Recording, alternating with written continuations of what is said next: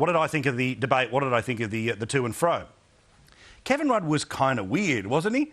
Is it just me, or did Kevin Rudd look more like the bloke who people don't want to work with, the bloke who yells at flight attendants, the bloke who's screaming in the YouTube ad, rather than the Prime Minister of the country? Now, Kevin Rudd's entire plan this election is to pretend that he is the opposition leader, Tony Abbott is the presumptive Prime Minister. Now, Tony Abbott didn't knock it out of the park, but let's be honest.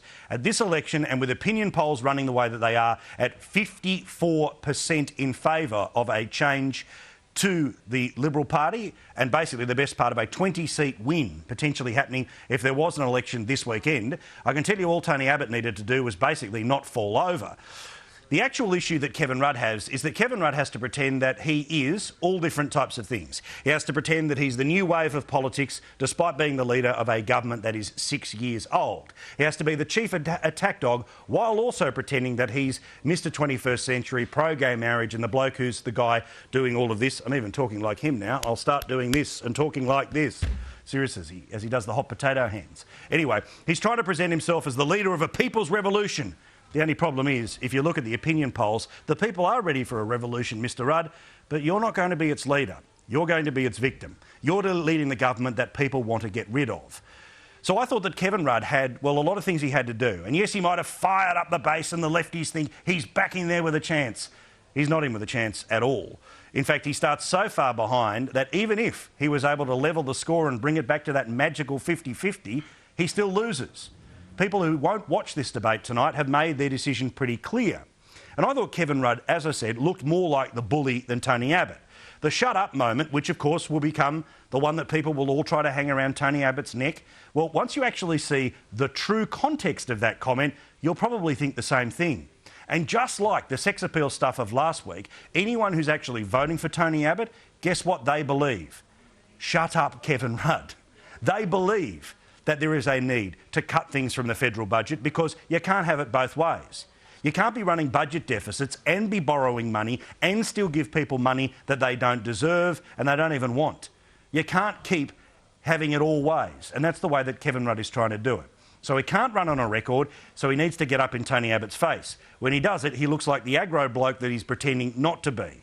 So the room seemingly got it right tonight. Tony Abbott wins by 2 points, but a quick message to the 33 people who were supposedly undecided at the end of that debate. What else do you expect? You literally spent an hour in the same room with the two people who were going to become Prime Minister. That's something that most people voting in this election will not have the opportunity to do.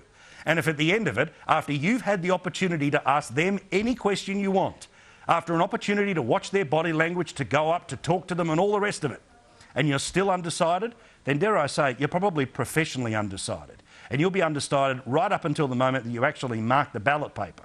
And let's be honest, for many of those people, they probably knew which way they were voting a long, long time before they walked into that room tonight. Now, that's not a swipe at the people who chose to put them in there. It's just they're very professional about saying that they are undecided voters. So, the room was split into three. Tony Abbott won, Kevin Rudd won, and professionally undecided. Oh, and finally, when it comes to Kevin Rudd, remember he's people man? At the very end of the debate, Kevin Rudd, and I love exposing his fakeness, Kevin Rudd thanked Tony Abbott for coming to the debate. Does anyone remember it was Kevin Rudd who said he didn't want to do that debate? He wanted questions to be asked by his mates in the press gallery, the ones who were talking about Tony Abbott gaffes and 50-50 opinion polls. That's who he wanted in the room, and he had the gall to pretend that he invited Tony Abbott to the debate. And as we speak, it's a week before another one of these is happening, and the only person who's agreed to be there is Tony Abbott. Oh, and one last thing about Kevin Rudd, you know, the champion of the people, the guy who yesterday said, "I believe in people power." He took a couple of selfies, a couple of shots with people for their Facebook pages and ran. Tony Abbott stayed in the room and kept talking to the people who will actually decide who's going to be our next Prime Minister. It's actually not going to be the media. It's not the buddies from the 6pm news who he's currently buttering up with some post-debate drinks before they jump on the bus and all communicate via Twitter about how great dear Kevin was. Tony Abbott stayed and spoke to the people who actually matter. You.